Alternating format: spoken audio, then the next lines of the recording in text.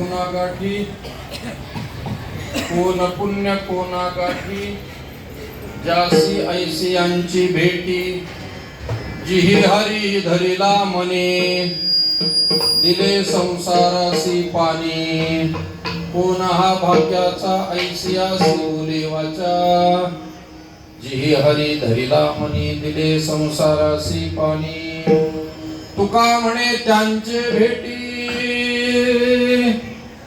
तुका म्हणे त्यांचे भेटी, होय संसाराची तुटी, जिहे हरी धरिला मनी, दिले संसारासी पाणी. विठ्ठला विठ्ठल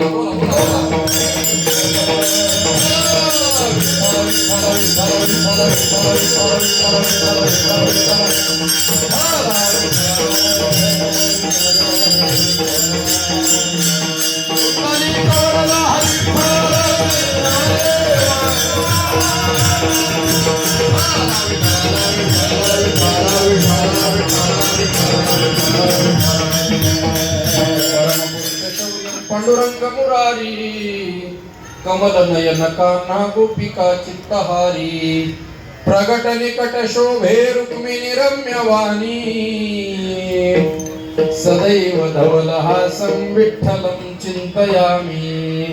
पांडुरंगा करू प्रथम नमन, दुसरे चरण संताचिया, त्यांच्या कृपादाने कथेचा विस्तारू, बाबाजी सद्गुरुदास तुका, जयांचे केलिया स्मरण, होय सकळ विद्यांचे अधिकरण, तेच वंदू श्री चरण श्री गुरूंचे ते नमस्कारोनी. आता मस्तक हे पायावरी,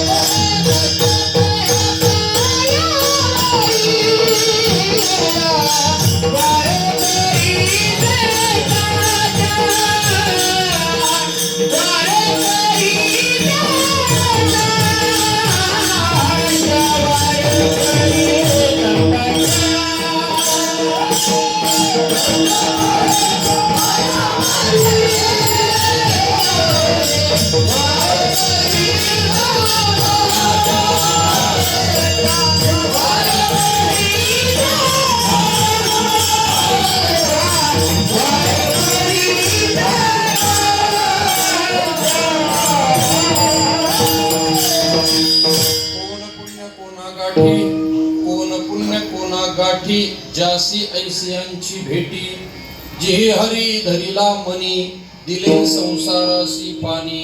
श्रीमंत संत श्रेष्ठ श्री जगद्गुरु तुकाराम महाराजांचा चार चरणाचा संतांची भेट, महात्म्याची साधूची भेट, ज्या साधनेनं होणार आहे ती भेट ज्याला झालेली आहे अशा त्या भाग्यवान साधकाचं वर्णन करतायत. विठ्ठला विठ्ठला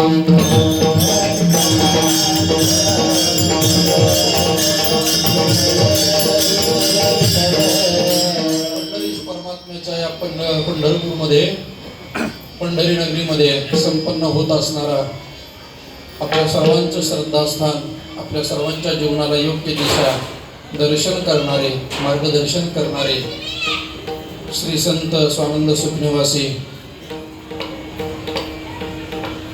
वैकुंठवासी बाबा, ज्यांचं हे 24वे पुण्यस्मरण मोठ्या उत्साहानं, मोठ्या आनंदानं पंढरपूरच्या या पांडुरंग परमात्म्याच्या दरबारामध्ये, पंढरीमध्ये होत आहे.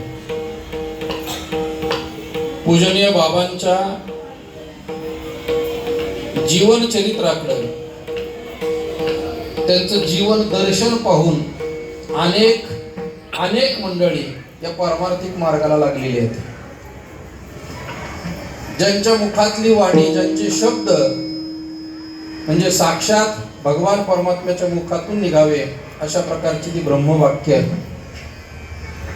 ज्यांच्या सद्विचारातून, सद्बोधातून आपल्याही जीवनाचं काही हित कल्याण झालं अशी बाबांवरती नितांत श्रद्धा असणारी आपण सर्व मंडळी मोठ्या आनंदाने आणि मोठ्या उत्साहानं प्रतिवर्षीप्रमाणे याही वर्षी या पंढरपुरामध्ये आपण सहभागी झालो आहोत. अर्थात आपल्या जन्माचं काहीतरी ते पुण्य उदयाला आलंय म्हणून. पूजनीय बाबांचा स्पर्श म्हणजे परीस स्पर्श आहे. बाबांचं जीवन म्हणजे सुगंधी अशा प्रकारचं जीवन आहे, कस्तुरीचं जीवन आहे की त्याच्या संगतीमध्ये जो जो आला त्यांचं जीवनाचं सोनं झालंय. सगळ्या जणांना इथं या ठिकाणी येता आलंय असं नाहीये, पण काही मंडळी तिथे राहून सुद्धा चिंतन करत असतील की आपल्या जीवनामध्ये कुठंतरी बाबांच्या जीवनाचा स्पर्श झाला आणि म्हणून जीवनाचं कल्याण झालं. असे हे साधू, असे हे संत आपल्या जीवनात प्राप्त होणं, भेटणं हे वाटतं तितकं सोपं नाहीये. म्हणूनच मुद्दाम थोडासा संतांच्या भेटी करता नेमकं काय लागतं म्हणजे ते संत भेटतात या भूमिकेचा अभंग सेवेकरिता निवडलाय. इथं आलेला सगळा हा समाज बाबावरती श्रद्धा ठेवणारा, पांडुरंगावर श्रद्धा ठेवणारा. मराठी भाषा, तेलुगू भाषा आणि कानडा, कर्नाटकी भाषा अशा तिन्हीचा समन्वय आहे. अगदीच कळणार नाही मराठी असं नाहीये, सगळंच कळेल असंही जरा अवघड आहे. पण काही हरकत नाही. विठ्ठल विठ्ठल म्हणतं टाळकऱ्यांनी ज्या वेळेला टाळ वाजवले, मृदंग वादकाने मृदंग वाजवला आणि माझं व्याख्यान थांबून टाळी वाजली की समजायचंय मधलं भजन चालू आहे. किमान मुखातून विठ्ठल विठ्ठलाचा जप व्हावा. जेवढे काही संत वाङ्मय संत प्रमाण कानावर पडतील त्या भाषेमध्ये आपण सर्वजणांचं या भूमिकेतून दर्शन झालं बाबांच्या पुण्यस्मरणाच्या निमित्तानं. खरं तर आमचंही कुठंतरी ते पुण्य उदयाला आलं असं म्हणायला हरकत नाही. कारण पूजनीय बाबांचा तो करारीपणा, सेवाधारीपणा, लहान असताना जेव्हा परमार्थातलं काहीच कळत नव्हतं तेव्हा थोड्या अंशी पाहण्याचा योग जीवनामध्ये प्राप्त झालेला आहे. हे मठाचं काम चालू असताना ज्या ज्या वेळेला येणं झालं त्यावेळेला ते भगवी वस्त्र अंगावर घातलेले आणि अतिशय विनम्रता, चेहऱ्यावरती ती प्रसन्नता. कारण ज्याने आपलं जीवन वयाच्या 12व्या वर्षी प्रापंचिक दृष्टिकोनातून बाजूला सारून भगवत प्राप्ती करता जे बाहेर निघाले, म्हणजे 12 वर्ष म्हणजे एक तप आहे. आणि आज त्यांना जाऊन स्थूल देह त्यांचा जाऊन आज 2 तप पूर्ण होत आहे. म्हणजे त्यांनी त्यांच्या जीवनामध्ये केलेली ती सुरुवात 12व्या वर्षी घर सोडून नामचिंतनाचा घेतलेला अध्यास आणि तो करत असताना कुठंतरी मन, अंतःकरण, बुद्धी स्वच्छ झालीच पाहिजे.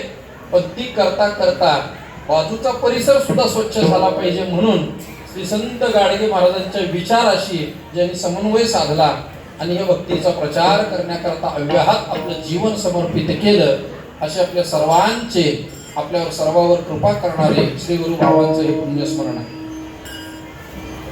त्यांच्याच पावलावर पाऊल ठेवून असं वाटतंय तेवढं सोपं नाहीये. बाप जे करतो ते मुलाला करता येईलच, शक्य नाही, कठीण आहे. तो वेगळं काहीतरी करेल. वडिलाला जे करता आलं त्याच्यापेक्षा वेगळं अजून मोठं काहीतरी करेल, पण तेच करणं कठीण आहे, कठीण आहे. पारमार्थिक जीवनामध्ये त्याहीपेक्षा ती काठिण्य आहे.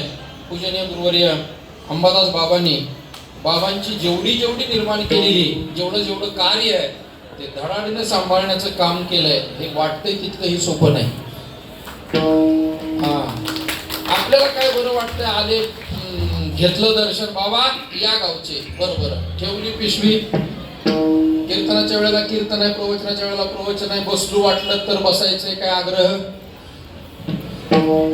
पूर्णपणे लक्ष देऊन ऐकलंच पाहिजे असं काय ठरलेलं काय, वाटेल तेवढं बसायचं, आला कंटाळा तिथंच आडवं पडायचं.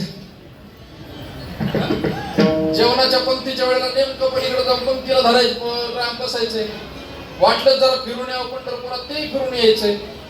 फिरून कंटाळाला इथंही बसू वाटत तर बाहेर आहेच मग गाडी पिटी ते सगळं आपण करतोय. पण वर्षभर हे कार्य सांभाळणं, हे टिकवणं, जोपासणं हे वाटतंय तेवढं सोपं नाही. परंतु पूजनीय बाबांचेच कृपा आशीर्वाद आहेत की सगळ्या मंडळींच्या भक्त परिवारांना एक प्रकारचा आदेश देऊनच त्यांच्याकडून हा परमार्थ ही पुण्यतिथीची सेवा आपल्याकडून सर्वांकडून होते आहे. जगद्गुरु श्री संत तुकाराम महाराजांचा 4 चरणाचा अभंग करता निवडलाय. जगद्गुरु तुकाराम महाराज या अभंगातून संतांच्या भेटी करता नेमकं काय अपेक्षित आहे, काय जीवनामध्ये असल्यानंतर साधू संत भेटतात, त्याचं सुंदर अशा प्रकारचं चिंतन या अभंगातून मांडलंय. आणि ते संत आपल्या जीवनात भेटल्यानंतर आपल्या जीवनात काय बदल होतो, आपल्याला संत भेटावेत ही अपेक्षा आहे, आपल्याला संत भेटावे, साधू भेटावेत ही अपेक्षा आहे. पण त्या अपेक्षेप्रमाणे भेटल्यानंतर संतांच्या भेटीचं मुख्य अशा प्रकारचं जे फळ आहे त्याची अपेक्षा मनात न ठेवता भौतिक काही व्यावहारिक सुखाचा लाभ त्यांच्या आशीर्वादाने व्हावा म्हणून संतांच्या जवळ जाणारे बरीच आहे. प्रपंचात काही नाही मनासारखं घडलं, नाही मुरबळ होत, नाही व्यवसाय चांगला चालत, नेमकं आपण जे पेरावं त्याचाच दर पडतो.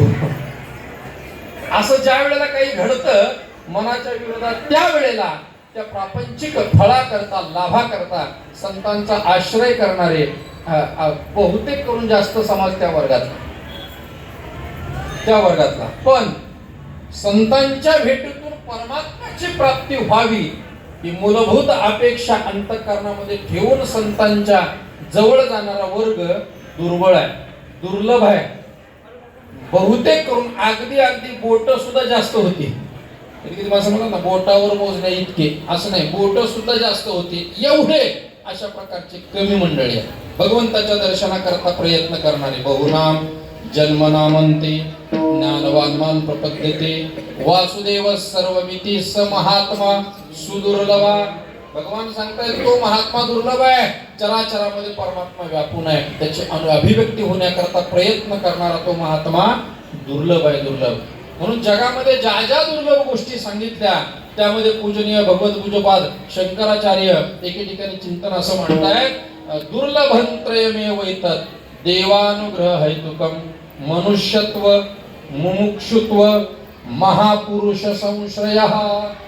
3 गोष्टी शंकराचार्यांनी दुर्लभ सांगितल्या. कोणत्या? पहिली दुर्लभ गोष्ट आहे मनुष्य जन्म, दुसरी दुर्लभ गोष्ट आहे मुमुक्षुत्व, आणि तिसरी दुर्लभ गोष्ट आहे महापुरुष संश्रया. विठ्ठल विठ्ठल.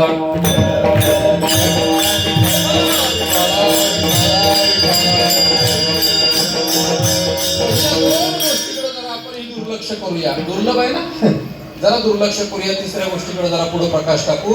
पहिली दुर्लभ गोष्ट सांगितली मनुष्य जन्म, जो आपल्याला आता प्राप्त आहे, जो आपल्याला मिळालेला हा मनुष्य देह आहे, हा वाटतो तेवढा सहजासहजी मिळत नाही, सहजासहजी मिळत नाही. जगद्गुरु तुकोबारांचे अनेक प्रमाण आपल्या समोर येतात. जसा एखाद्या आंधळ्या माणसाला कावळा सापडावा तसा मनुष्य देह आपल्याला मिळाला. पावला हा देह कागटाळे नाये, घडे उपाय घडो आले, घडे उपाय घडो आले.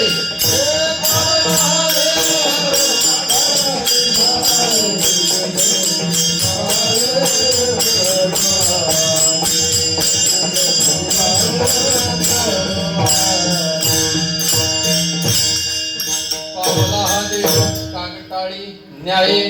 कावळ्याला, कावळा आंधळ्या माणसाच्या हातात सापडला. कावळा तसा कोणाला सापडत नाही. कावळा माहिती ना, कावळा शेवटचा निरोप द्यायला कामाला येतो, शेवटचा निरोप त्याचा असतो. तो कावळा शिवला की मुक्त झाला असं लोकांचं मत आहे. वास्तवता तशी नाहीये, वास्तवता तशी नाहीये, पण आता मांडलं जातंय. कावळा, तो कावळा सहजासहजी सापडत नाही, सहजासहजी सापडत नाही. कोंबडी सापडत, कबूतर सापडत, बाकी कावळा सहजासहजी सापडत नाही. सापडत नाही म्हणण्यापेक्षा बरं त्याला धरायला तरी कोण जातो? मनात आलं का कधी कावळा धरून आणावं घरी म्हणून? कधीच नाही. कारण तसं पाहायला गेलं तर तो कावळा सगळ्यांनी असा त्यागलेला आहे, कुणी त्याला जवळ घेत नाही. सहजासहजी जर समजा एखादा कावळा शिवला, आपल्या अंगाला स्पर्श झाला, पण समजा चला आंघोळ करूया, तसा इतका तो अपवित्र नाहीये. इतका अपवित्र नाही, पण मांडलं जातं. तो कावळा सहजासहजी कोणाला सापडत नाही. पण प्रसंग असा घडला की एका राजाला दुर्धर रोग झाला. राज्य कारभार सगळा चालवणार आहे, त्याला रोग झाला. सगळे आयुर्वेदाचार्य सगळे आले, होमिओपॅथिक आले, सगळे आले, पण काही फरक पडला नाही. एका मोठ्या हकीमानं वैद्यानं सांगितलं, यांना कावळ्याचं रक्त वगैरे काय औषधामध्ये मात्रा टाकावी लागेल आणि ते त्यांना पाजावं लागेल. आता राजाच आहे, शेवटच्या समयाला आहे, हरकत नाही, जाऊ द्या, करू तेवढं तरी प्रयत्न म्हणून शिपायाने दौंडी दिली. जो कोणी कावळ्याला धरून आले त्याला 10,000 रुपये बक्षीस. कावळ्याला 10,000 रुपये. कावळ्याचा दर वाढला. आता 10,000 रुपये एका कावळ्याचे मिळणार आहेत म्हणल्यावर लोकांनी रजा टाकली असेल. लोक ते रजा टाकायला, ते म्हणजे जाऊ द्या, एक दिवसाचा पगार बुडत नाही, मालक देणार पगार आपल्याला, काय हरकत नाही, 10,000 मिळणार आहे तिकडं. सगळे लोक कावळा धरायला निघाले. कावळा, सगळे कावळ्याच्या मागे. कावळा दिसला की माणसं पळायची मागे. अरे तो त्या झाडावर आहे, पण कावळा येतो, तो काय त्या झाडावर थोडी घालतो. माणसं पळाली की कावळा इकडून उडायचा आणि तिकडे जाऊन बसायचा. पुन्हा माणसं त्याच्या मागे चालले. कावळ्याच्या लक्षात आलं, माणसं आपल्या मागे पळतायत म्हणजे आपली किंमत वाढली. मी हे कावळ्याचं सांगतोय, अजिबात लावून घेऊ नका. सध्या वातावरण ते असल्यामुळे सध्या माणसाच्या मागे पळायला लागले, सध्या माणसाच्या मागे. पण तो कावळा हुशार, तो वर वर वर खाली यायलाच तयार नाही. काय प्रसंग झाला कोण जाणे. वर आकाशामध्ये 2 कावळ्याचं भांडण झालं. 2 कावळ्याचं. एका कावळ्यानं दुसऱ्या कावळ्याला जरा धक्का दिला. धक्का जरा जोरात होता, त्यामुळे त्याचा बॅलन्स गेला. तो असा गडबडत तो कावळा खाली पडायला लागला. नेमकं चंद्रभागेच्या तीरावर एक आंधळा मनुष्य स्नान करण्याकरता चंद्रभागेच्या पात्रात गेलेला. स्नान केलं, बुडी मारली, स्नान केलं, बाहेर आला. चंद्रभागेला सूर्यदेवाला नमस्कार करण्याकरता म्हणून त्याने नमस्कार केला. आंधळाच असल्यामुळे अशी टाळी वाजवली, अशी वर बघताना माझ्याकडे अशी टाळी वाजवली. आंधळ्यानं अशी वर टाळी वाजवायला आणि तोल गेलेला तो कावळा गडबडत असा उलटा पालटा होत नेमका त्या आंधळ्याच्या हातात. कावळा तसा डोळस माणसाला न सापडणारा पण त्या आंधळ्याच्या हातात सापडला. आता नीट ऐका, आंधळ्याच्या हातात कावळा सापडल्या बरोबर आता तो कावळा आहे त्याला कसं माहिती, त्याला कसं माहिती, पण हातात आपल्या काहीतरी सापडलंय, फडफडतंय तर फडतंय. कावळ्यानं खाली हात घेतोय तोपर्यंत माणसं कावळ्याकडे धावले, आंधळ्याकडे धावले. ए आंधळ्या. आंधळ्याला वाटलं काहीतरी किमतीचं आहे वाटतं आपल्या हातात, ज्या की माणसं आपल्याकडे पळाली. आंधळा म्हणला, काय तुझ्या हातातला तो कावळा दे. आंधळ्याच्या लक्षात आला हातात कावळा आहे. बरं, हातातला कावळा दे म्हणणारी 10-15 होती ना, 1-2 नाही, 10-15 असल्यामुळे प्रत्येक जण म्हटला, हे आंधळ्या कावळा दे. जरा भाषा बदलून बोलला, हे आंधळ्या कावळा दे. दादागिरी. तिसरा जरा नम्र बोलला, आंधळे बाबा कावळा दे की तेवढा. नम्र बोलला. आंधळ्याच्या लक्षात आलं मागणी वाढलेली आहे. आंधळ्यानं सांगितलं असा फुकट देणार नाही. मागणी वाढली आणि वस्तूची कमतरता असेल, उपलब्धी नसेल तर मग वाढला जातो, त्याचा दर वाढतो. तसा आता दर वाढणार आहे सध्या. आपला दर वाढणार आहे. थोडं स्थिर राहिलं पाहिजे, थोडं थांबलं पाहिजे. माझा मुद्दा आहे, सगळेच धावले त्यामुळे आंधळ्यानं सांगितलं असा फुकट देणार नाही. एक जण म्हटला 1000 देतो, 1000. कारण एक कावळ्याला राजा किती देणार आहे, 10,000. 1000 गेले तर काय अडचण आहे, 1000 देतो, 1000, 9,000चा फायदा आहे. दुसरा म्हटला 2,000. आंधळा म्हटला वा रे वा, लगेच किंमत वाढली दुप्पट, 2,000. तिसरा म्हटला 5 देतो, 5. त्याला माहिती आहे आपण तर काय पकडलाय का नाही, आंधळ्यानं पकडलाय. 5 देऊन जर आपल्याला मिळत असेल तर 5चा फायदाच आहे ना. 10 मिळणार आहे तिकडून, याला 5 द्यायचे आणि तिकडून 10 घ्यायचे, फायदा आहे. 5 देतो. आंधळा म्हणला आता तर अजिबातच देत नाही. आंधळे हुशार असतात महाराज. तुम्ही एखादा रस्ता पलीकडे ओलांडणारा एखादा आंधळा मनुष्य बघा, तुम्ही विचार केला गाडीतून उतरले, म्हटले आंधळा मनुष्य जरा रस्ता क्रॉस करावा, वाहतूक जास्त चालली आहे, तुम्ही जर त्या आंधळ्याच्या हाताला धरलं तर तो तुमच्यावर विश्वास ठेवत नाही.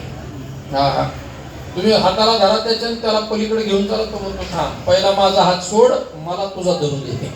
भरोसा नाही. कधी हात सोडशील भरोसा नाही. आता हुशार असतात. अरे सांगितलं आता तर आपल्याला द्यायचंच नाही. 5,000 त्याला वाटलं आता ज्या अर्थी हे 5,000ला मागतायत त्या अर्थी कावळ्याची किंमत वाढली. आपणच विकू म्हणून आंधळ्यानं तो कावळा असा आपल्या हातामध्ये बाजूला धरला. आंधळ्यानं मनात विचार केला एका कावळ्याचे जर 5, बरं धरायला किती वेळ लागतो? कावळा धरायला काय नाही, गंगेत बुडी मारायची चंद्रभागेत, वर यायचं, सूर्याला नमस्कार करण्याकरता टाळी वाजवण्याकरता हात वर करायचा, कावळा हातात. काय अवघड आहे? म्हणून आंधळ्यानं सांगितलं देत नाही कावळा. आता देतच नाही म्हटला त्यामुळे सगळ्याचा नाविलाज झाला. बाकीचे होते एखादा असता दादागिरी केली असती दे म्हणून, पण बाकीचे होते नाविलाज झाला. सगळे लोक परत निघून गेले. आंधळ्यानं तो कावळा आपल्या हातामध्ये बुडलेत दाबला आणि बुडी मारण्याकरता चंद्रभागेत गेला. बुडी मारली. दुसरा कावळा पकडावा यावा हातात म्हणून हात वर करून टाळी वाजवली. परिणाम आहे तो निघून गेला. दृष्टांत संपलाय. आंधळ्याच्या हातामध्ये पहिला तो कावळा जसा सहज सापडला, जगद्गुरु तुकोबाने सांगतात तद्वत त्याप्रमाणे हा मनुष्य देह पावला. हा देह कागटाळी न्याय, त्या न्यायानं आपल्याला सापडलाय. तसा मनुष्य देह दुर्लभ आहे. नरदेह दुर्लभ जाना. नरदेह अत्यंत दुर्लभ आहे. इतर योनी, इतर पशु पक्षी किडे कृमी कीटक याचा जर विचार केला तर त्यामध्ये मनुष्य योनी, मनुष्य जन्म हा अत्यंत दुर्लभ सांगितला जातो. दुर्लभ हो मानुषो देहो देहिनाम क्षणभंगुरः. वर्णन करताय दुर्लभ असा हा मनुष्य देह आहे. पहिली दुर्लभ गोष्ट आहे मनुष्य जन्म. दुसरी दुर्लभ गोष्ट शास्त्रानं सांगितले मुमुक्षुत्व. माणसं जगात पुष्कळ आहेत पण मुमुक्षता खूप कमी जणांच्या अंतःकरणात.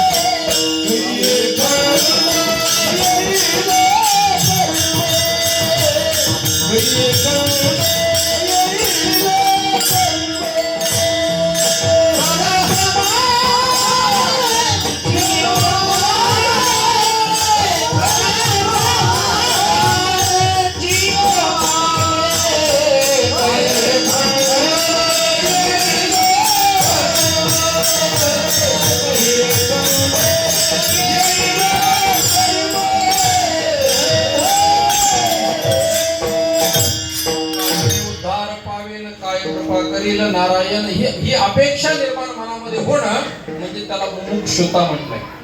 मनुष्य जन्म दुर्लभ आहे पण विचार करायला गेलं तर सध्या भारत त्या बाबतीमध्ये 1 नंबरला आहे. लोकसंख्येच्या बाबतीत 1 नंबर आहे. सध्या चीनला मागे टाकले आपण 1 नंबरवर आहे. म्हणून माणसं पुष्कळ आहेत पण असलेल्या माणसामध्ये मुमुक्षुता किती आहे? याच जन्मात माझा उद्धार झाला पाहिजे याच्या करता अशी अपेक्षा निर्माण होऊन केलेले प्रयत्न, अचूक प्रयत्न कोण करतंय? अगदी दुर्लभ आहेत महाराज. भगवान परमात्म्याची भेट व्हावी अशी तीव्र मनामध्ये तळमळ असणारे दुर्लभ आहे. देव भेटावा अशी अपेक्षा आहे. देवाचं दर्शन व्हावं अशी अपेक्षा आहे. दर्शन झालंच पाहिजे एवढा आटापिटा करत नाही. झालं तर झालं. ज्याला आपण आता जाऊन रांगेत उभं राहून आज जाऊन अगदी तास 2 तास जाऊन त्याच्या पायावर डोकं ठेवतो त्याला शास्त्राने दर्शन म्हटलं नाही. त्याला संतांनी दर्शन म्हटलं नाही. दर्शन भगवान परमात्म्याचं दर्शन त्याच्या स्वरूपाचं दर्शन होणं. तो जसा आहे तसा अभिव्यक्तीला येणं, तसं त्याचं ज्ञान होणं, हे दर्शन आहे. हे दर्शन आहे. हे आपलं पाया पडणं आहे. म्हणायचं झालं त्याला तर पाया पडणं, त्याचे पाय आपलं मस्तक. दर्शनाचा होणारा काय परिणाम आहे जगद्गुरु तुकोबारांनी एके ठिकाणी गोड सांगितलंय. आता कोठे धावे मन तुझे चरण, भाग गेला सीन गेला अवघा झाला. खरं सांगा, आपल्याला अवघा आनंद झालाय का? होतोय का? भाग जातोय, शीन जातोय? होत नाही असं. म्हणून ते पाया पडणं आहे. दर्शन, भगवान परमात्म्याचं दर्शन व्हावं अशी तीव्र तळमळ मनामध्ये असणं, याला मुमुक्षुता म्हणतात. आणि हे अत्यंत दुर्लभ आहे. एक वाक्य सांगतोय का, देव भेटणं कठीण नाही. देव भेटणं कठीण नाही, देव भेटण्याची इच्छा मनात निर्माण होणं कठीण आहे. विठाला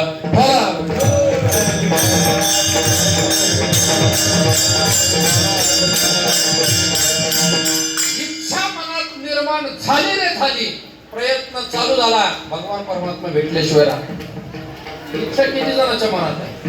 आईन तारुण्यामध्ये असणाऱ्या एखाद्याला म्हणणं ना, देव देव करत जरा परमार्थ करत आत्मोद्धाराचं वय आहे का आमचं? देव देव करण्याचं काय वय आहे का? खाऊ द्या पिऊ द्या, त्याला म्हणावं लागतं काय खाऊ द्या काय पिऊ द्या. तो म्हणतो तेवढं बोलू नका. वय वय नाही करत आपण, नाही करत. ज्या वयामध्ये अर्थात भगवान परमात्मा भेटावाशी तीव्र मनामध्ये तिळमळ नाही, तळमळ निर्माण झाली, प्रयत्न झाला की भगवंताची प्राप्ती आहे. नक्की प्राप्ती आहे, पण ती तळमळ होत नाही. आपण सगळे शेतकरी मंडळी सोपं उदाहरण देतो. चला, पहाडाला आलेला आंबा, पहाडाला आलेला पहाडाला आलेला आंबा, त्याला पिकायला किती वेळ लागतो? पिकायला काय रासायनिक पद्धतीने नाही पिकवायचा, अगदी नैसर्गिक पद्धतीने पिकवायचं का? किती वेळ? 4-5 दिवस. अडीच घाटला जरा लगेच पिकतो तो आंबा. पहाडाला आंबा लागला की त्याला पिकायला अगदी थोड्या अवधीमध्ये पिकतो, पण पहाडाला यायला किमान 2-3-4 महिने अनेक संघर्ष आहे त्याच्यामध्ये. अनेक सुरुवातीच्या काळामध्ये एवढा मोहर येतो महाराज त्या आंब्याला. आले फळ तेव्हा राहिले पिकोना, राहिले पिकोना, राहिले पिकोना, तेव्हा राहिले पिकोना.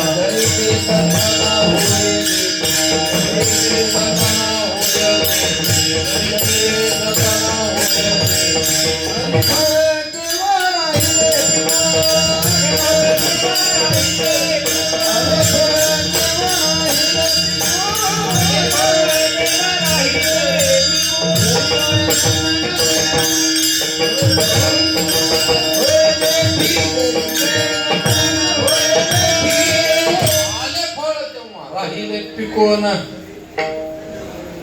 जरी ते जतन होय देखी. फळ पिकलं, आलं, ते पिकायला आलं रे आलं महाराज, त्याला वेळ लागत नाही. तसं भगवान परमात्म्याची प्राप्ती व्हावी ही इच्छा मनात निर्माण व्हायला कोणाकोणाला 60 ओलांडावी लागली. 60 ओलांडावी लागली. तिकडं थोडस जरा लाता खावा लागले. मग म्हणले चला बाबाच्या सप्त्याला जाऊ. राहिले काय देवदेवाशिवाय पर्याय काय? म्हणून इकडे येणारा वर्ग जास्त प्रमाणात आहे. हा, इथं आल्यानंतर त्याला वेळ लागत नाही. परमात्मा प्राप्तीला वेळ आहे कुठे? जास्त वेळ नाही. तुमची तीव्रता मनातली निर्माण व्हावी, प्रयत्न व्हावे, भगवान परमात्म्याचा साक्षात्कार. थोडे आहे, थोडे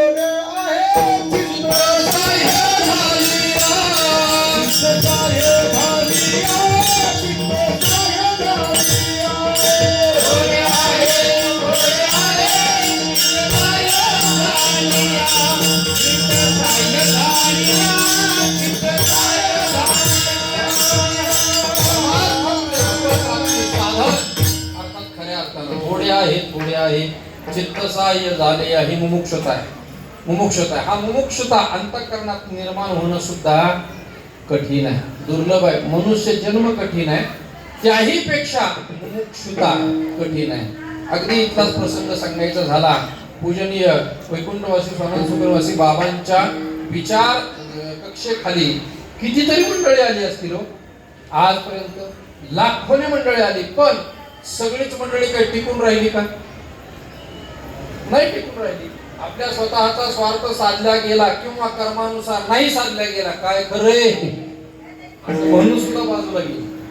येणं सोपं आहे, त्याहीपेक्षा टिकून राहणं कठीण आहे. मनुष्य जन्म मिळणं इतर जन्मापेक्षा कठीण आहे, पण मनुष्य जन्म मिळाल्यानंतर त्यामध्ये भगवान परमात्म्याच्या प्राप्तीची इच्छा निर्माण होणं अजून कठीण आहे, अजून कठीण आहे. आता आपल्याला मिळालाय देह म्हणून किंमत नाही, मिळालाय म्हणून किंमत नाही. ज्यांना मिळाला नाही त्याला त्याचं महत्व चांगलं माहिती आहे. इहलोकीचा हा देह देव इच्छिता ते पाहिजे, ते इच्छा करतायत. त्यांना मिळाला नाही ते इच्छा करतात. आपल्याला मिळाला आहे, भगवान परमात्म्याच्या प्राप्तीची इच्छा मनात निर्माण झाली, ही मुमुक्षता आहे. ती मुमुक्षता कायमी उद्धार पावे महाराजांनी प्रमाण मागाशी दिलंय. तसं मीराबाई सुद्धा एके ठिकाणी ही भूमिका मांडताय. कोई कहियो रे प्रभु आवन की मन भावन की, कोई कहियो रे प्रभु आवन की. माझ्या जीवनामध्ये भगवंताची प्राप्ती, प्रभूच दर्शन मला व्हावं ही इच्छा निर्माण होणं दुर्लभ आहे, मुमुक्षुत्व दुर्लभ आहे. आणि तिसरी दुर्लभ गोष्ट शास्त्राने सांगितले, महापुरुष संश्रया. महापुरुष, महात्मा, संत, या संतांची भेट जीवनामध्ये होणं कठीण आहे. किती कठीण आहे? नुसती कठीण नाही, बहु अवघड आहे संत भेटी, बहु अवघड आहे संत भेटी,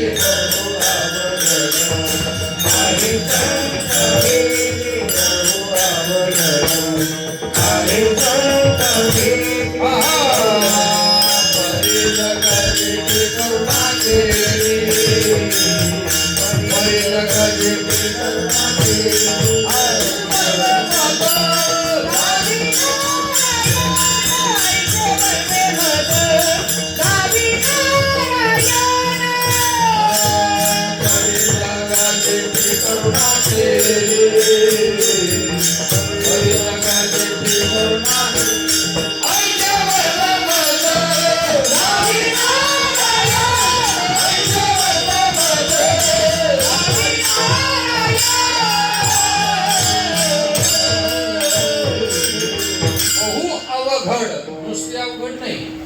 साधूची संतांची भेट किती कठीण आहे, तुकोबारायला सुद्धा म्हणावं लागलं. बहु अवघड आहे संत भेटी, परी जग जेठी. देवानं कृपा करावी मग साधूची भेट आहे. संधी साधूची भेट वेगळी. दोन साधू जगात असतात. काही संधी साधू असतात, मिळालेल्या संधीचा फायदा नाही, गैरफायदा. विठ्ठला विठ्ठला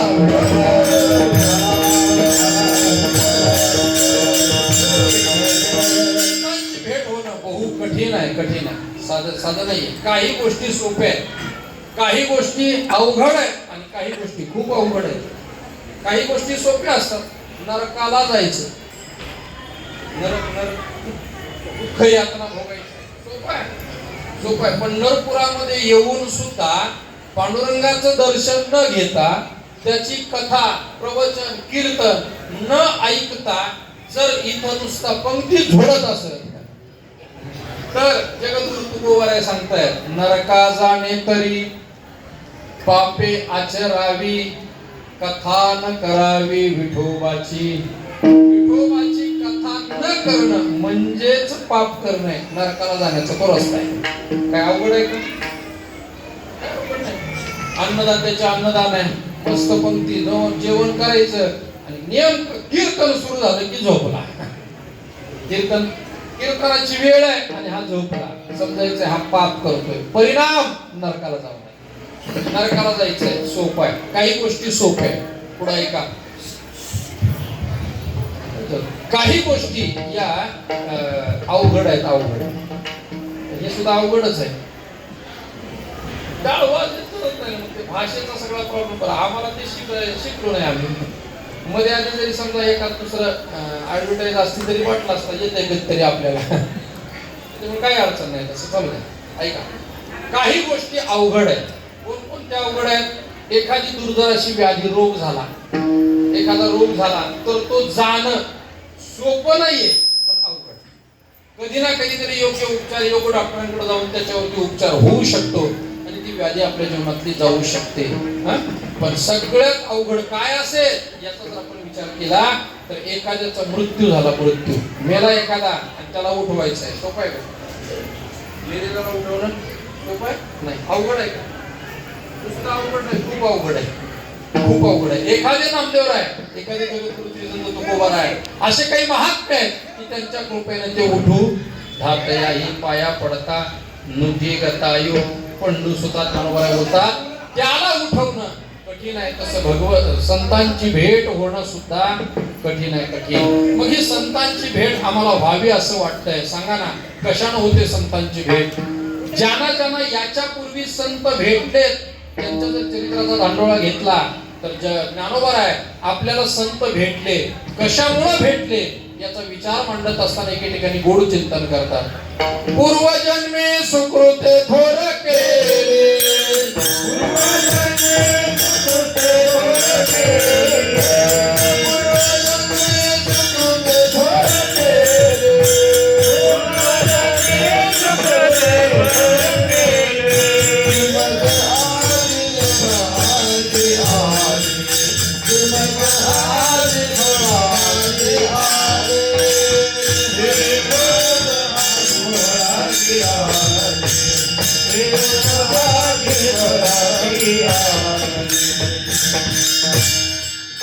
जन्मे सुकृते थोर केली. मौली सांगतायत माझ्या जीवनामध्ये मला संतांची भेट झाली, साधूचं दर्शन झालं. कशानं? मी या जन्मात काही केलं नाही, या जन्मात, पण पूर्वजन्मी सुकृते, सुकृत शब्दाचा अर्थ आहे पुण्य. मी माझ्या जीवनामध्ये मागच्या जन्मी काही पुण्य केलं, परिणाम ती मज आजी फळाशी आली, ती आज मला फळ द्यायला आली. परमानंदू आजी मानसी, भेटी झाली या संताची. हे संत महात्मे मला माझ्या जीवनामध्ये भेटले. कशानं? मागच्या जन्मातलं पुण्य माझं उदयाला आलं. ज्याचा सरळ सरळ अर्थ आहे, अर्जुनाच्या सुद्धा ज्ञानेश्वरी हीच भाषा आहे. अर्जुन सुद्धा म्हणतोय, प्रभो आगवे नियेने जन्मे, जिये पुण्य केली म्या उत्तमे, तया न टकतीची अंगी कामे सद्गुरु तुवा. देवा, सद्गुरु रूपानं म्हणतो तू मला आज प्राप्त झालास. त्याचं कारण जर काय असेल तर एकच कारण आहे, या जन्मात नाही, पण प्रभू आघवेनी मागच्या जन्मात मी काहीतरी पुण्य केलं. ते पुण्य माझं जोपर्यंत फळाला येत नाही तोपर्यंत संतांची साधूची भेट होत नाही. ज्या दिवशी तुमच्या जीवनातलं पुण्य फळाला आलं रे आलं, साधू दर्शन द्यायला स्वतः येतात. पुण्य फळले बहुता दिवसा, फळले बहुता दिवसा, पुण्य फळले बहुता दिवसा, पुण्य फळले बहुता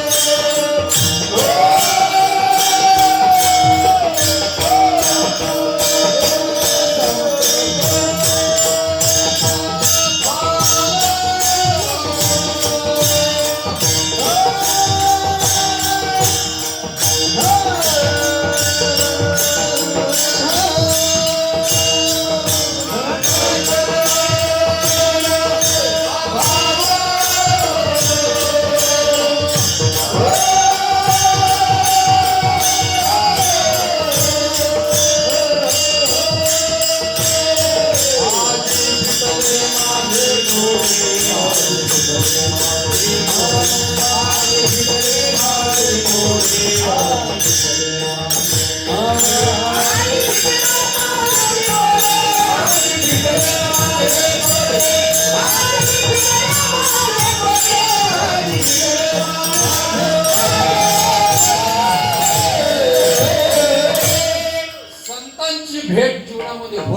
कधी पुण्य फळाला येईल तेव्हा. जगद्गुरु तुकोबाराय सांगतात माझ्या जीवनामध्ये हे पुण्य फळाला आले, पुण्य फळले बहुता दिसा, भाग्य उदयाचा ठसा, झालो सन्मुख तो कैसा, संत चरण पावलो, संत चरणाला मी प्राप्त झालो, कारण मला माझ्या जीवनात हे पुण्य उदयाला आलं. मग साधा विचार आहे, इथं बसलेले तुम्ही आम्ही सर्व, आपल्याला संतांची भेट झाली आहे का? संतांची भेट, संत ज्ञानोबा भेटलेत का? ज्ञानोबा आहे, जगद्गुरु श्री संत तुकाराम महाराज भेटलेत, पुण्य उदयाला आले, पुण्य फळाला आले. पुण्य ज्याचं फळाला येतं साधू दर्शन त्याला देतात महाराज. जगद्गुरु श्री संत तुकाराम महाराजांचं पुण्य फळाला आलं म्हणून बाबाजी चैतन्य त्यांना स्वप्नात भेटले. हे त्यांना भेटायला गेले नाही, हे त्यांना शोधत गेले नाही, मग ते यांना शोधत आले, पुण्य फळाला आलं म्हणून. पूजनीय बाबांचं, विंदास बाबांचं दर्शन ज्याने ज्याने या डोळ्यांनी घेतलंय समजायचं त्याने आपलं पुण्य फळाला आलं.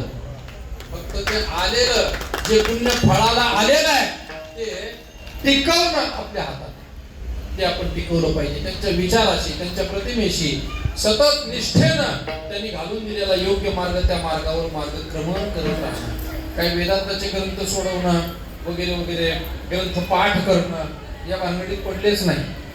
नाम हाच ज्यांनी आपल्या जीवनामध्ये देव मानला, रंजल्या गांजल्या मंडळीला जवळ घ्यावं आणि त्यांना मदत करावी, त्यांच्या अडीअडचणी दूर करण्याचा प्रयत्न करावा. निष्ठा पांडुरंग परमात्मा सोडून दुसरी निष्ठा नाही महाराज. हनुमंतरायावरती निष्ठा, पांडुरंगावर निष्ठा, या व्यतिरिक्त आपली श्रद्धा कुठेही न गुंतू देता अगदी जनमानसाची सेवा करत करत समजावं अशा महात्म्याची भेट झाली ना, आपलंही पुण्य उदयाला आलं, आपलं पुण्य उदयाला आलं. म्हणून असे हे संत महात्मे. मग एक साधा विचार आहे, मनुष्य जन्म ज्याला ज्याला प्राप्त झालेला आहे त्या प्रत्येकाजवळ पुण्य आहे, प्रत्येकाजवळ पुण्य आहे. कारण पाप पुण्य समान समी तैची पाळीजे कर्मभूमी. नाथपरात भागवतात वर्णन करतायत, पाप पुण्य समान झालं की मनुष्य जन्म प्राप्त आहे. जास्त पुण्य झालं स्वर्गाधिक लोकांचा प्राप्ती होते आणि जास्त पाप झालं तर नरकाधिक लोकांची प्राप्ती आहे. आपल्याला प्रत्येकाला जर मनुष्य जन्म प्राप्त आहे नक्कीच आपल्याकडे पुण्य आहे.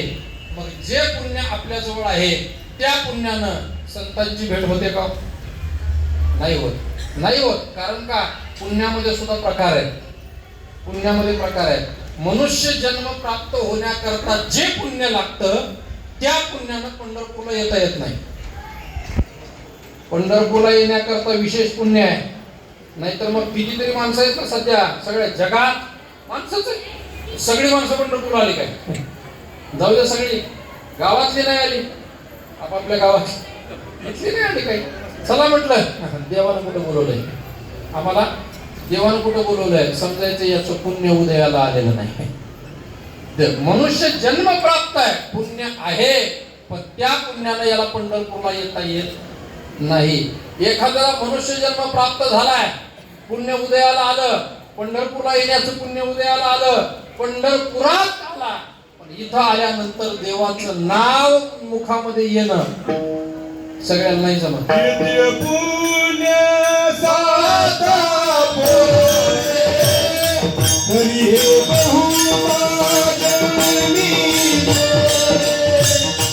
नाम तुझे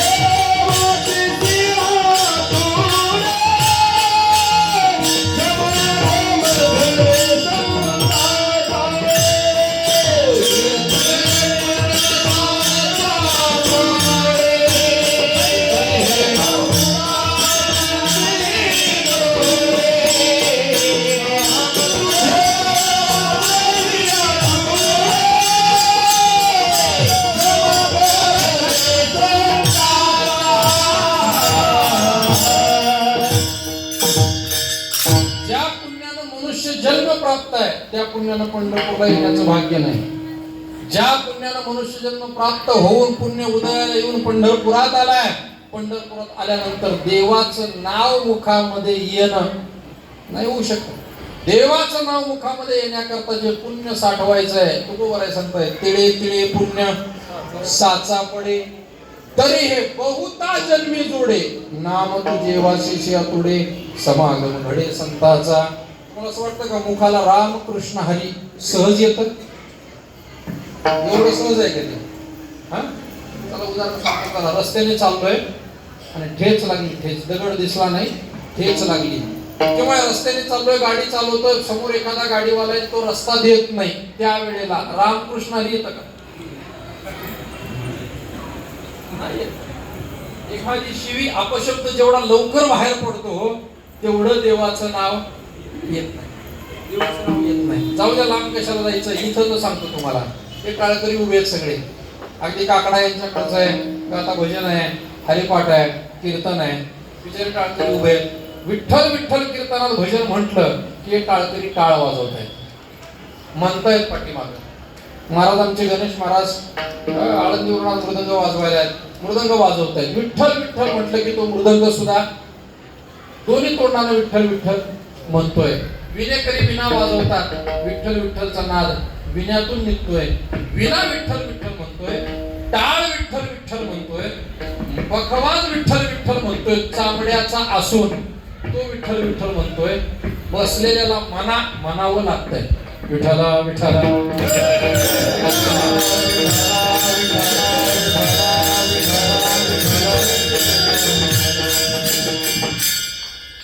बऱ्याच जणांनी प्रतिसाद दिलाय, पण अगोदर नाही, सांगितल्यावर.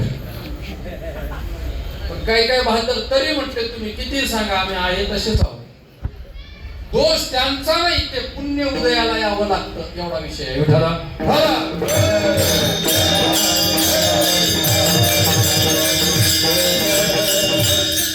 जे पुण्य लागतं त्या पुण्यानं पंढरपूरला येता येत नाही. पंढरपूरला येण्याकरता जे पुण्य उदयाला आले त्या पुण्यानं देवाचं नाव मुखाला घेता येत नाही. त्याच्यासाठी विशेष पुण्य पाहिजे, विशेष. चला अजून सोपं उदाहरण देतो आपल्याला. रेल्वेनं बऱ्यापैकी प्रवास करणारी मंडळी आहोत आपण. रेल्वेनं सगळ्या बाजूने रेल्वे जाते. आता पंढरपूर म्हणजे जवळजवळ जंक्शन स्टेशन होत आले. रेल्वेनं प्रवास करायला गेलो आपण, त्यामध्ये काही कॅटेगरी आहेत, प्रकार आहेत. जनरल डबा वेगळा आहे, रिझर्वेशन डबा वेगळा आहे, वातानुकूलित 3 टायर वेगळा आहे, वातानुकूलित 2 टायर वेगळा आहे, आणि फर्स्ट क्लास वेगळा आहे. हे सगळे. बर, जी रेल्वे तर आता समजा पुण्यावरून सुटली, पुण्यावरून सोलापूरवरून रेल्वे एखादी सुटली आहे, तर लांब पंढरपूरवरून एखादी रेल्वे सुटलेली आहे.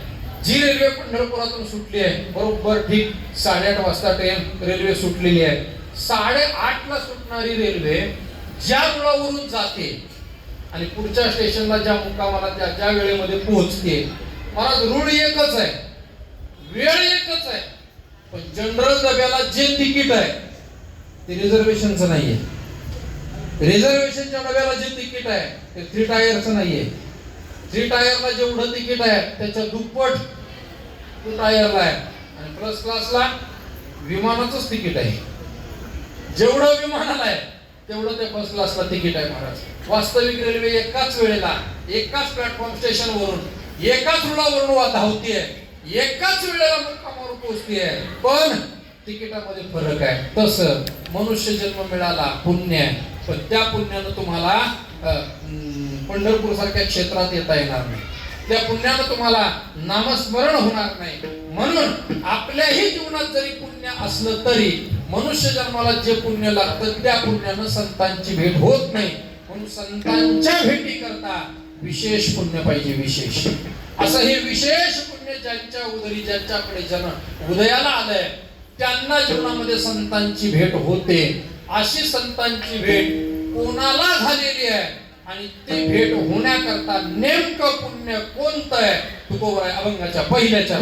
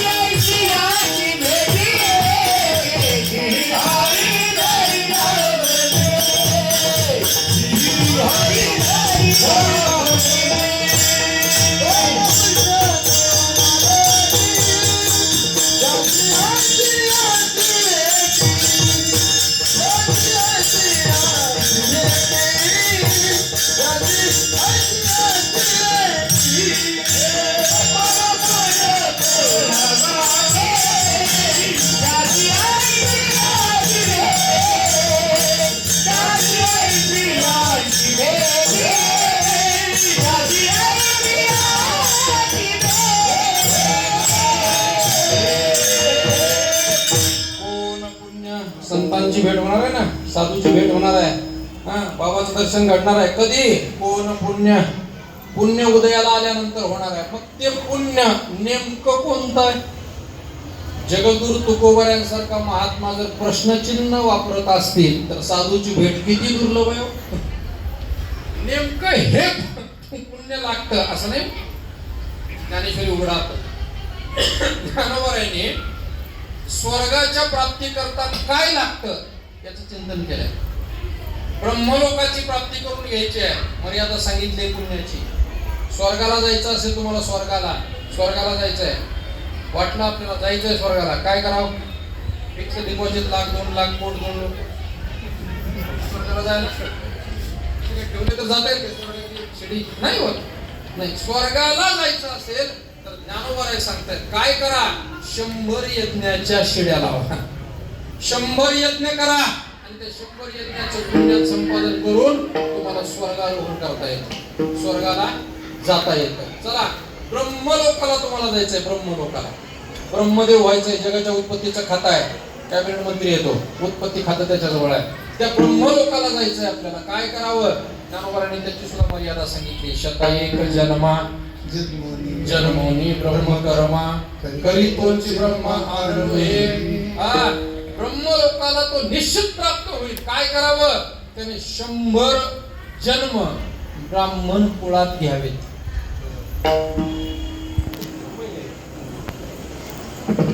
एक मिनिट कठीण आहे महाराज. एक नुसता जन्म घ्यायचा की लगेच तो 100 कुळ जन्म घेऊन ब्रह्मलोकाला जात नाही.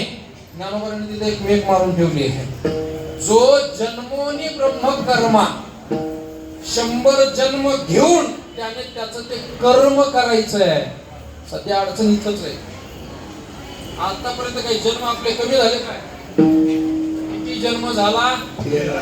गणित नाही जे जाता. आजपर्यंत किती जन्म झाले त्याच्यात कधीतरी 100 आलेच असतील. नुसतं जन्म घ्यायचं नाही, मग त्यामध्ये ब्रह्मकर्म करायचंय. जी कर्म ब्राह्मणाची सांगितली ती कर्म करा, मग तुम्हाला ब्रह्मलोकाला जाता येईल. स्वर्गलोकाला जाणं मर्यादा सांगितली आहे, ब्रह्मलोकाला जाणं सूत्र सांगितलंय. संतांच्या भेटी करता नेमकं किती पुण्य पाहिजे? तुकोबारे प्रश्नचिन्ह करतायत. कोण पुण्य? कोणतं पुण्य आहे काय माहित? कोणतं पुण्य किती पुण्य आहे काय माहित? पण असं हे पुण्य कोणाच्या पदरी आहे, कोणाच्या गाठी जवळ आहे? कोण पुण्य? कोणा गाठी जासी ऐसियांची भेटी, ज्यांना आशांची भेट झालेली आहे. आता आशांची भेट म्हणजे कशाची? संत वाङ्मयामध्ये निर्माण झालेल्या शंका, निर्माण झालेले प्रश्न बाहेर शोधायचे नाही, ते संत वाङ्मयातच शोधायचे. संतांनी निर्माण केलेले प्रश्न उभे एखाद्या महाराजाला म्हणायचं नाही रामाचा बाप कोणता, दशरथ म्हणे दशरथाचा कोणता. त्यास ते फाजील प्रश्न विचारून बसायचे. तुम्हाला उत्तर पाहिजे असेल, ज्ञानोबा आहे गाथा ज्ञानेश्वरीमध्ये प्रश्न निर्माण झाला त्यांनाच विचारा. जगद्गुरु तुकोबाऱ्यांना प्रश्न निर्माण झालाय ऐसियांची भेटी. ऐसियाची म्हणजे कैसियाची, कोणत्या संतांची? त्याचं उत्तर नाथ महाराजांनी एका ठिकाणी प्रश्न विचारलाय. ऐसे कैसियाने भेटती ते साधू. हा प्रश्न नाथ महाराजाचा आहे. ऐसे कैसियाने भेटती ते साधू. आशे साधू कशाने भेटतील? आता आशे साधू म्हणजे कसे साधू त्याचं चिंतन पुढे आलंय सगळं. ज्यांच्या दर्शने तुटे भव, सगळे उत्तर पुढे आलेले. आशे साधू कशाने भेटतील हा प्रश्न नाथ महाराजांचा आहे आणि त्याला उत्तर तुकोबाऱ्यांनी दिलंय. ऐसे ऐसियाने भेटती ते साधू, ज्यांच्या दर्शने तुटे भव बंधू.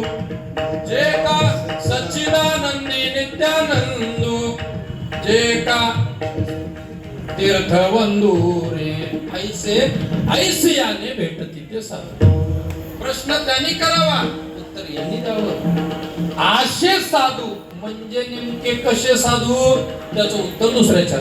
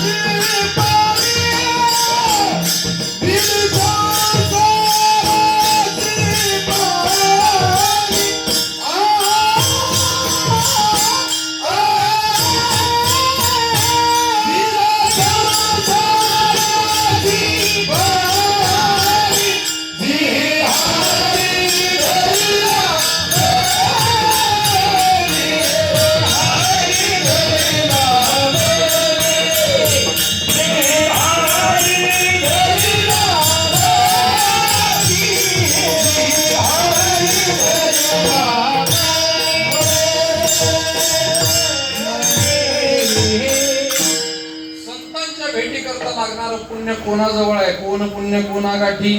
ज्यांना अशा संतांची भेट झाली, असे संत म्हणजे नेमके कसे कसे संत, त्या संतांचा परिचय देत असताना तुकोबाराने त्यांची लक्षणं सांगितली. जी हे हरी धरिला मनी, ज्याने हरीला मनात धरलंय, दिले संसारासी पाणी, संसाराला ज्यांनी पाणी दिलंय. अंतरंग आणि बाह्यरंग अशी दोन्ही लक्षणं चिंतन करता येतील.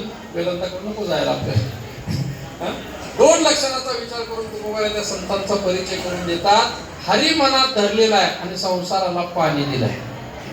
तर पुन्हा एक प्रश्न शंका निर्माण होते, हरी मनात धरला आणि मग संसाराला पाणी दिलं, का संसाराला पाणी दिलं मग हरी मनात धरला? पाणी देणं म्हणजे पाणी देणं. जरा जरा ऊस वाळायला लागलाय,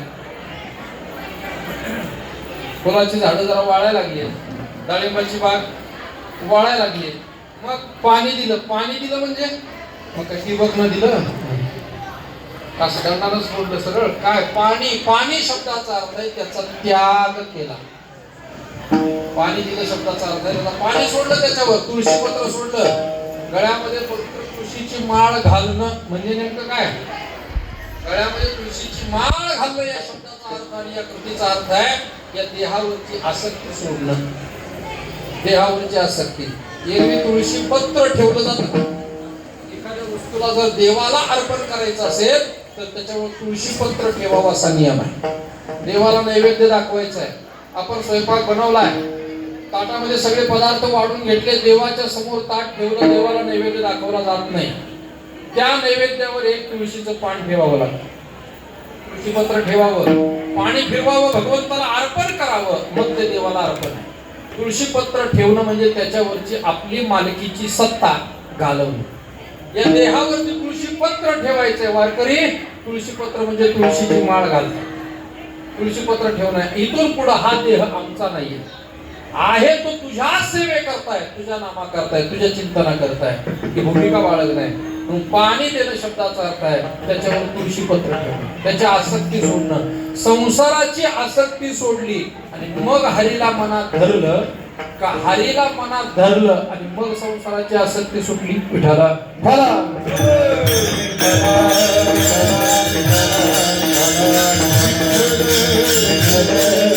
कारण वाङ्मयामध्ये प्रमाण दोन्ही बाजूची.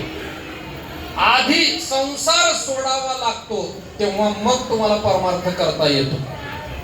तुका म्हणे सांडी संसाराचा छंद, मग परमानंद पावसील, मग परमानंद पावसील, मग परमानंद पावसील. जगद्गुरु तुकोबाराय सांगतात, तुका म्हणे सांडी संसाराचा छंद, संसाराचा छंद जे चिंतन सुरू हे सांड, मग परमानंद पावसील, मग तुला परमात्मा दर्शन, मग तुला हरिच्या अंतःकरणात धरता येईल.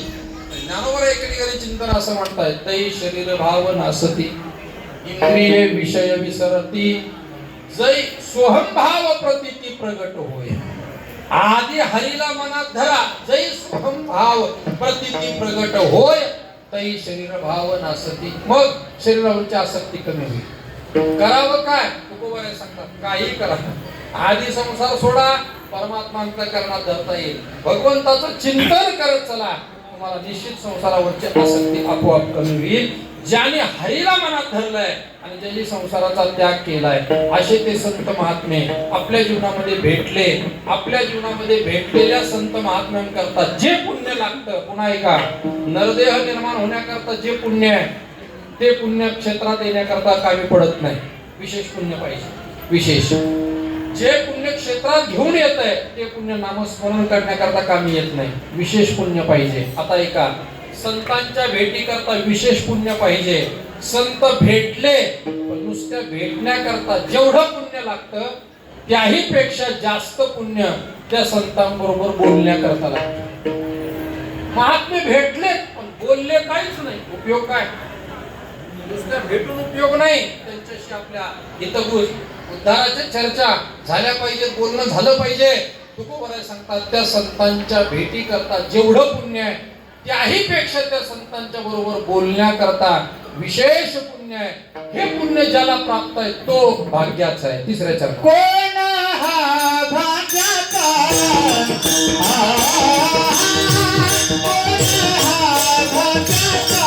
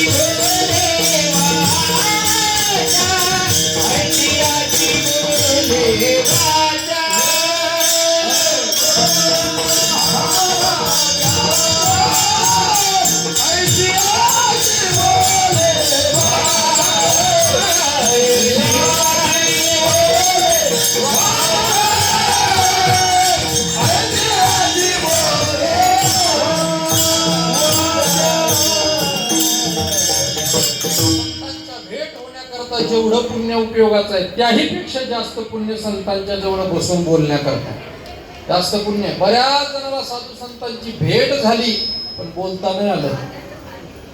काही जण बोलले पण प्रपंचाविषयी बोलले.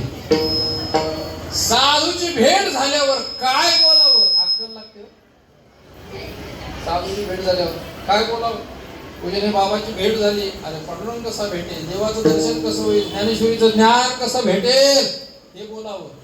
साधू भेटल्यानंतर विचारावं कोहम कथमिदं जातं कोय कर्तास्य विद्यते उपादानजिमस्तिह विचार स्वयमेदृशा. विचारावं साधूला कोहम कोण आहे मी, कोण आहे मी, कुठून आलो, कुठं जायचंय मला, इथे येऊन मला नेमकं काय करायचंय, का नुसतं तंबाखूला चुना लावायचंय, काय करायचं, कशासाठी आलोय मी इथं विचारावं त्या साधूला. साधू सांगतात कोण आहेस तू, कोण आहे मी वासुदेव तत्वता. तिथं आलायस ते गाव तुझं नाही, देश वेश नव्हे माझा सहज फिरत आलो करू सत्ता कवनावरी कोठे स्थिर राहिलो. देश वेश माझा नाही, सहज आलोय फिरत आलोय. हे साधू सांगतात हे तुझं नाही बाबा, एक ना एक दिवस सोडून जायचंय. साधू तुम्हाला ज्ञान देतो. साधू जवळ उगं विचारून नये, जरा जास्तच पडायला लागले कधी बंद होईल. बरीच अशी बघाय साधू जवळ गेले की पाऊस नाही बाबा, पाऊस कधी पडेल. आता काय बाबाच्या हातात आहे पाऊस पडायचा, जेव्हा पडणार आहे त्याच्या हातात आहे निसर्ग आहे तेव्हा पडेल ना. कमी पडला बाबाच, पण जास्त झाला बंद कधी होईल. या महात्म्याने स्वतः प्रपंचाची राख रांगोळी करून संन्यास धर्म स्वीकारला. महाराज त्यांच्या आशीर्वादाने प्रपंच फुलावर म्हणून अपेक्षा करणारे आपण कर्म दरिद्री असं म्हणावं लागेल. साधूकडे गेल्यानंतर काय विचारावं, उद्धार कसा होईल याचा विचार करावा, देव कृपा कसा करेल याचा विचार करावा, हे बोलावं.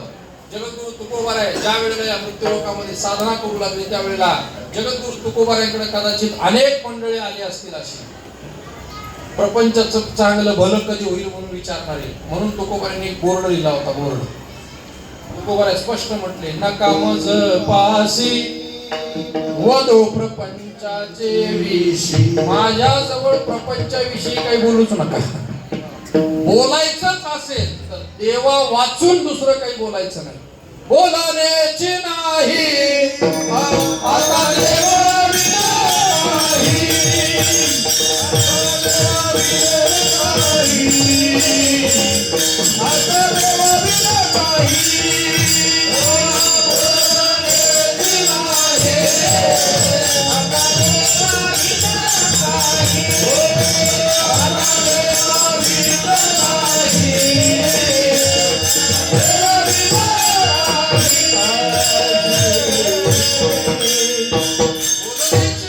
आता देवा देवाविन काही देवाशिवाय दुसरं काहीही बोलायचं नाही. काही बोलायचं नाही, देवच बोलायचं. ही भूमिका आहे. साधूच्या भेटीजवळ गेला, पुण्य उदयाला आलं, संतांची भेट झाली. असा कोण भाग्यवान आहे की जो साधूशी बोलतोय, संतांशी बोलतोय? कोण हा भाग्याचा? ऐसी आसी बोले वाचा. ते साधू त्याच्याशी बोलतायत. एकदा का साधू संत बोलायला लागले, साधूंच्या मुखातून निघणारा शब्द ज्ञानोबा सांगतात, जयाचे विसाट शब्द सुखे म्हणो येती वेद.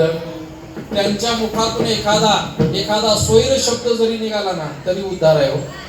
तरी उद्धार आहे. कबीर महाराजांच्या जीवनामध्ये अशी कथा सांगितली जाते. महान संत कबीर महाराज, हे कबीर महाराज ज्या वेळेला गुरु उपदेश झाला पाहिजे म्हणून रामानंद सागरांच्या आश्रमामध्ये जायचे. महाराज मला उपदेश करा, मला गुरु मंत्र द्या म्हणून आग्रह करायचे.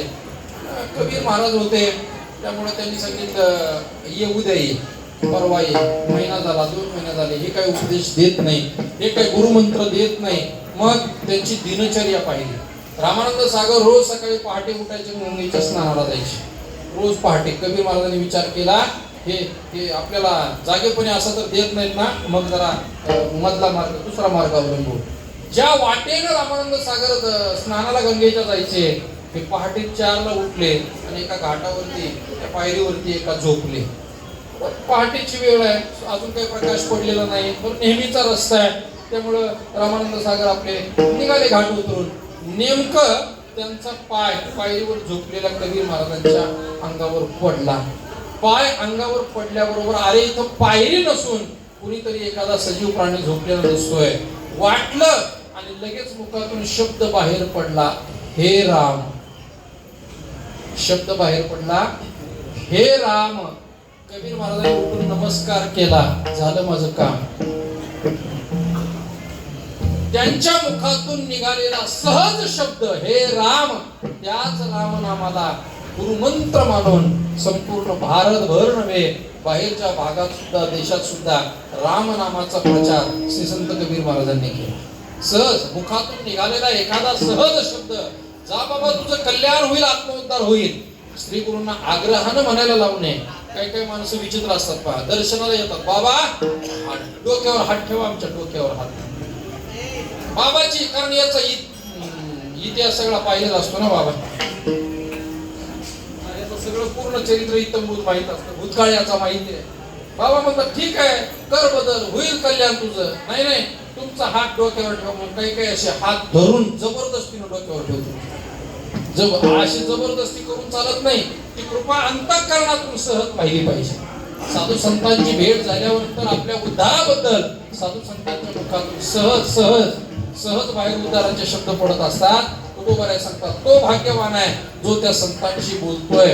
अशा त्या संतांची भेट आपल्या जीवनामध्ये व्हावी, पुण्य पाहिजे. पण ऐका आता, संतांची भेट, अशा महात्म्याची भेट आपल्याला नाही झाली, नाही तेवढं पुण्य आपल्याजवळ नाही भेटले. सोपं उदाहरण देतो, चला. पूजनीय भीमदास बाबा, एक संत, सत्पुरुष, थोर सत्पुरुष आहेत, संत आहेत. बाबांची भेट झाली नाही, तेवढं पुण्य आपल्याजवळ नाहीये. पण बाबांची भेट ज्यांना झालीये, अशा अंबादास महाराजांची भेट जरी झाली तरी तुका म्हणे त्यांचे भेटी, तुका म्हणे त्यांचे भेटी, तुका म्हणे त्यांचे भेटी, तुका म्हणे त्यांचे भेटी, तुका म्हणे त्यांचे भेटी, तुका म्हणे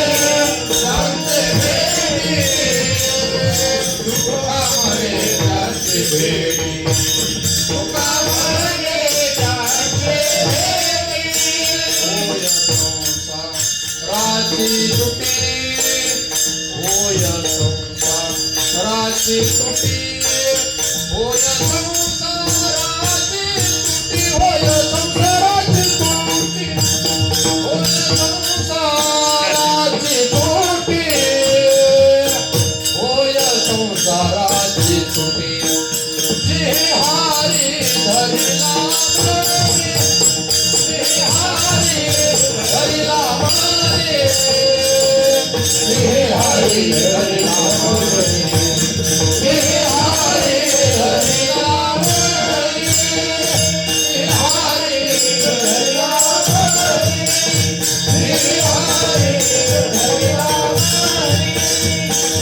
हारी धरला मरे जे हारी धरला मरे जे हारी धरला मरे जे हारी धरला ढोपार फुवाई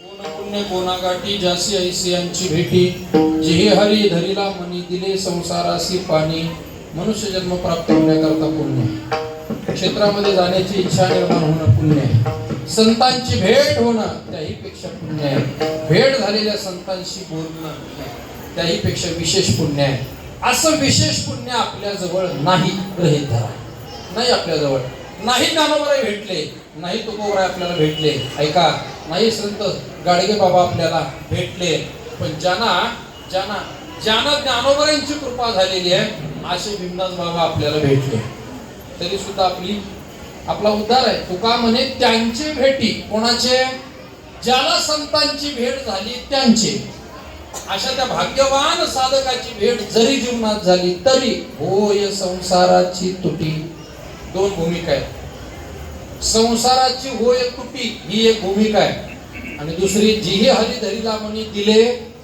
संसारासी पाणी संसाराला आपण सोडायचंय पाणी द्यायचंय आणि संसाराची तुटी आपल्या जीवनात होणार आहे आता हा संसार नेमका कोणता घरदार शेतीवाडी बायका नको बायको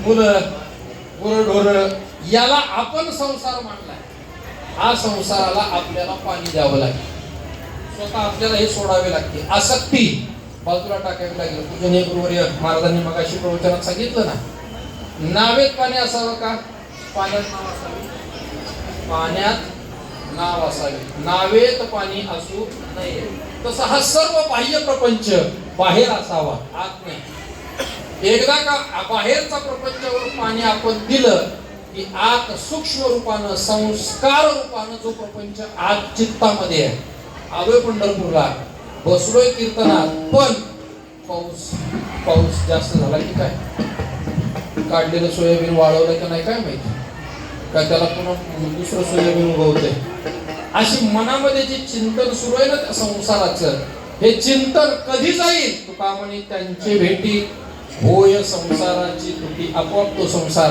आपल्या जीवनामध्ये तुटी होईल पण तो जाण्याकरता जीवनामध्ये पुण्य उदयाला यावं लागेल साधू भेट होण्याकरता पुण्य उदयाला यावं लागेल एक साधा प्रश्न समोर ठेवतो माझी वेळ संपली आहे आपण या जन्मामध्ये पुण्य कमवलं तुम्ही पंढरपूरला आलाय पुण्य कमवायला आलाय इथं आल्यानंतर पुण्य कमवावं जितकं मिळवता येईल तितकं मिळवावं चंद्रभागेचं स्नान करावं प्रदक्षिणा करावी भजनामध्ये सहभागी व्हावं नाही भजन गाता येत कमीत कमी ऐकावं तरी नामचिंतन करावं याच्यात नाही जमत ना जे करतात त्याचं श्रवण करावं तरी सुद्धा पुण्याची शुद्धी आपली वाढेल आपलं पुण्य उदयाला आलंय पुण्य वाढलंय संतांची भेट अजून झाली नाही. पुण्य वाढलं, संतांची भेट न होता प्रारब्ध संपलं. या मनुष्य देहाचं प्रारब्ध संपलंय. कुणाचं 50, कुणाचं 60, कुणाचं 70, 75 आहे. आपण प्रत्येकाचं प्रारब्ध वेगळं वेगळं आहे. आपल्याला अजून संतांची भेट झाली नाही, पण प्रारब्ध संपलं. आपण जमवलेलं पुण्य काय कामाचं? संतांची भेटच नाही झाली आणि प्रारब्धामुळे देह पडला, मेलो. आपण मेलो, काय कामाचं आहे? जसं बँकेत फिक्स डिपॉझिट मेल्यावर काय कामाचं? काय कामाचं? काही कामाचं नाही. तसं मिळवलेलं पुण्य काय कामाचं? काहीच नाही. ऐका ऐका, तुम्ही प्रवास करत असताना काही काही कुत्रे आहेत, कुत्रे बघितले का? गाडीत फिरतात हो. कुत्रे गाडीत फिरतात. त्या कुत्र्यांना राहायला वेगळी वेगळी खोली आहे, वेगळं घर आहे त्यांच्याकरता. त्या कुत्र्याच्या सेवेकरता एक माणूस आहे. एक माणूस कुत्र्याची सेवा करतो. 2 दिवसात त्याला आंघोळ घालतो. नुसती नाही, शॅम्पू लावून. कुत्र्याची बिस्किट आहेत, कुत्र्याची बिस्किट. त्याला 15 दिवसाला तपासायला डॉक्टर आहे. कोणाला? या कुत्र्याची एवढी व्यवस्था आहे. आणि त्याचा दुसरा जातबाई ज्याच्या दारात जाईल त्याला लाकूड आहे. कोणाच्या दारात गेला की लाकूड खातंय, कोणाची दगड खातंय. त्याला भाकरी मिळतच नाही, मिळत नाही. असंही एक दुसरं कुत्र आहे. आणि एका कुत्र्याला मात्र सगळी व्यवस्था आहे. काय म्हणणार? काय मान्य करणार? दोन्ही कुत्रेच आहे. एकाला खाय कोण घालत नाही, दुसऱ्याला खा खा म्हणून मागं लागते. ते नको म्हणतंय टॉमीची तब्येत बिघडली वाटते. रोज फिरायला माणूस जातोय घेऊन कुत्र्याला. माणूस असतो कुत्र्याला फिरायला घेऊन जाते. कुत्र पुढं, माणूस मागं. काय विचित्र पद्धत आहे. काय कारण? काय कारण? एकच आहे, त्याने पुण्य कमवलंय. कुत्र असून त्याचं पुण्य उदयाला आलं म्हणून त्याची व्यवस्था. काही संगती नाही महाराज. अजून सोपं उदाहरण देतो. चला, ज्ञानोबांचा पालखी सोहळा तुम्ही पाहिलाय? ज्ञानोबांचा पालखी सोहळा. त्या पालखी सोहळ्यामध्ये मागं अनेक दिंड्या आहेत, पण पुढं मानाच्या 27 दिंड्या आहेत. त्या 26 दिंड्याच्या पुढं ज्ञानोबांचा अश्व चालतो. माऊलीचा अश्व, घोडा चालतो. एक शिरोळे सरकारचा घोडा आहे आणि एक माऊलीचा अश्व घोडा आहे. स्वतः साक्षात माऊली त्या घोड्यावरती विराजमान असतात, अशी भाविकांची श्रद्धा आहे. आणि तो घोडा चालत असतो. प्रत्येक माणूस हा त्या घोड्याचं दर्शन घेतो. तुम्ही येतोय घोड्याचं दर्शन? ज्ञानोबांच्या घोड्याचं दर्शन रांगेत लागून घेतलं. माणूस असून सुद्धा घोड्याचं दर्शन घेतो. रिंगणाच्या वेळेला काही काही माणसं त्याच्या पायाखालची माती घ्यायला मरतात. ती चंगराचंगरी होते. माणूस पण घोड्याच्या पायाखालची माती घ्यायला. मला एक सांगा, जगात घोडे कमी आहेत? घोडे भरपूर आहेत ना. काही वरातीत नाचतात, काही तबेल्यात आहेत. घोडे पुष्कळ आहेत. पण त्याच घोड्याचं दर्शन घेतलं जातं जो ज्ञानोबारायांच्या पालखी सोहळ्यात आहे. ज्ञानोबारायांचा आहे. ज्ञानोबारायांचा घोडा आहे. घोडा आहे पण तो ज्ञानोबारायांचा आहे. पुण्य उदयाला आलं, ज्ञानोबारायांनी त्याला जवळ घेतलं. मुद्दा माझा आहे, या जन्मात तुम्ही पुण्य कमवलंय. नाही संतांची भेट झाली, काळजी करू नका. पुढचा जन्म तुम्हाला असा भेटेल की जन्माला आल्याबरोबर साधू संतांच्या कुळातच तो जन्म होईल. संतांच्या कुळात जन्म होईल. महान तपस्वी अशी मंडळी आहेत महाराज, की ज्यांनी जन्माला आल्याबरोबर आमच्या आळंदीमध्ये एक महात्माचा जन्माला आलेला. महाराज माहिती आहे. महात्मा 9व्या वर्षाचं वय आहे. ज्ञानेश्वरी पाठ आहे. 9 वर्षाचं वय आणि ज्ञानेश्वरीच्या 9000 गोव्या पाठ आहे. मी का सांगतो, त्याचं कुठं तरी पूर्वजन्माचं पुण्य आहे. आपलं 60 वर्ष झाली, बहादर अजून म्हणते वाचताच येत नाही. वाचता त्याचं पुण्य उदयाला आलं, परिणाम त्याला या जन्माचे ज्ञान प्राप्त झालं. मला पुढे सांगायचंय, तर लहान मुलाने आता वयाच्या 10व्या वर्षी गाथ्याची 1000 अभंगाची परीक्षा दिली. गाथ्याची 1000. बसलेल्याला विचारलं ना, पहिल्या दिवशी महाराजांनी अभंग कोणता घेतला होता? तो लक्षात नाही राहत आपल्या. पहिल्या दिवशीचा अभंग तो लक्षात राहत नाही. 1000 अभंग गाथेची पाठ आहे महाराजांच्या लहान मुलाची. समजा गत जन्मात केलेलं पुण्य या जन्मामध्ये उदयाला आलं. पण आपलं सुद्धा पुण्य उदयाला यावं, पूज्य श्री विद्यास बाबांची कृपा आपल्यावरती व्हावी, पांडुरंगाची कृपा व्हावी वाटत असेल तर आपल्याही जीवनामध्ये जितकं पुण्य करता येईल कमवता येईल तेवढं करा.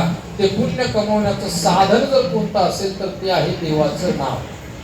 ज्या संतांनी आपल्याला हा मार्ग घालून दिला त्या संतांचं नामस्मरण हेच खऱ्या अर्थाने पुण्याची शिदोरी आहे. ज्ञानेश्वर